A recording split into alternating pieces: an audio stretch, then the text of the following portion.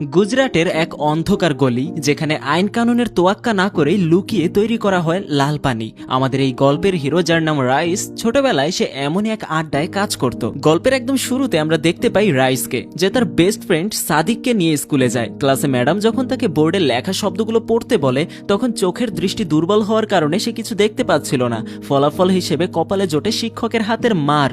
রাইসের মা তখন তাকে নিয়ে চশমা বানাতে যায়, তখন দেখা যায় তাদের কাছে টাকাও নেই। কিন্তু রাইসও ছিল একরোখা জেদি, চশমা ছাড়া সে স্কুলে যাবেই না। তাই মাঝরাতে সে আর সাদিক মিলে এক দুঃসাহসিক কাজ করে বসে। তারা চুপিসারে এক সরকারি অফিসে ঢুকে পড়ে এবং সেখানে মহাত্মা গান্ধীর মূর্তির চোখে থাকা ফ্রেমটা খুলে নিয়ে আসে। আর সেখানে পুলিশকে আটকাতে রাইস অদ্ভুত এক বুদ্ধি করে। সে মাঝ রাস্তায় দাঁড়িয়ে শীষ বাজাতে শুরু করে, আর সেই সংকেত পেয়ে লাল পানির কারবারিরা সব মাল লুকিয়ে ফেলে। পুলিশ সেখানে পৌঁছে কিচ্ছু খুঁজে পায় না।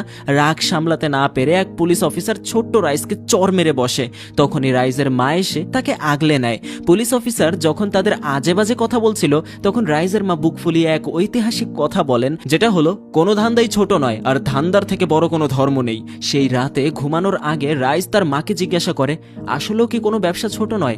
মা তাকে বুঝিয়ে বলেন, ব্যবসা ততক্ষণ পর্যন্ত ঠিক আছে যতক্ষণ না সেটা দিয়ে কারো ক্ষতি হচ্ছে। পরদিন সকালে রাইস সিদ্ধান্ত নেয় সে আর ছোটখাটো দেশি কারবার করবে না। সে সাদিককে বলে তারা এখন জয়রাজ শেঠের কাছে যাবে, যে পুরো এলাকায় বিদেশি লাল পানির একছত্র অধিপত্য করে। রাইজের স্বপ্ন এখন অনেক বড়, আর সেই লক্ষ্যেই সে জয়রাজের সাথে হাত মিলিয়ে বড় খেলায় নামার প্রস্তুতি নেয়। এখান থেকেই শুরু হয় এক সাধারণ ছেলের বড় ডন হয়ে ওঠার রোমাঞ্চকর একটা জার্নি। যখন রাইস আর সাদিক জয়রাজ শেঠের ডেরায় গিয়ে হাজির হয়, জয়রাজ শেঠের লোক তাদের পরিচয় করিয়ে দিতে বলে যে এই পিচ্চিগুলো আগে ইলিয়াসের হয়ে কাজ করত। চশমা পরার কারণে সে রাইসকে ব্যাটারি বলে খেপাতে শুরু করে। কিন্তু রাইস দমে যাওয়ার পাত্র নয়। সে খুবই শান্ত মাথায় লাল পানির বোতলগুলোর উপর খবরের কাগজ পেঁচিয়ে সেগুলো স্কুলের ব্যাগের ভেতর এমনভাবে লোড করে যে বাইরে থেকে বোঝার কোনো উপায় নেই। ঠিক তখনই সেই লোকটা আবারও তাকে নিয়ে মশকরা করলে রাইস তার জ্যামিতি বক্সের কম্পাস বের করে লোকটার পেছনে সজোরে গেঁথে দেয়। শুধু তাই নয়, যাওয়ার সময় খুব ঠান্ডা গলায় ওয়ার্নিং দিয়ে যায়, ব্যাটারি নেহে বলনে কা। কারণ রাইসের কাছে আত্মসম্মানটাই সব। স্কুলের ব্যাগ পিঠে থাকায় পুলিশও তাদের সন্দেহ করে না। আর এভাবেই রাইসের বুদ্ধিতে জয়রাজের মাল নিরাপদে পৌঁছে যায়।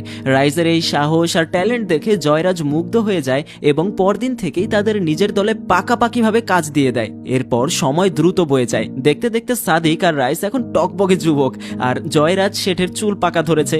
এই দীর্ঘ সময় রাইস হয়ে উঠেছে জয়রাজের সবচেয়ে বিশ্বস্ত আর ডান হাত। ঠিক সেই মুহূর্তেই পর্দায় ঘটে আমাদের কিং খান অর্থাৎ শাহরুখ খানের ধামাকা এন্ট্রি।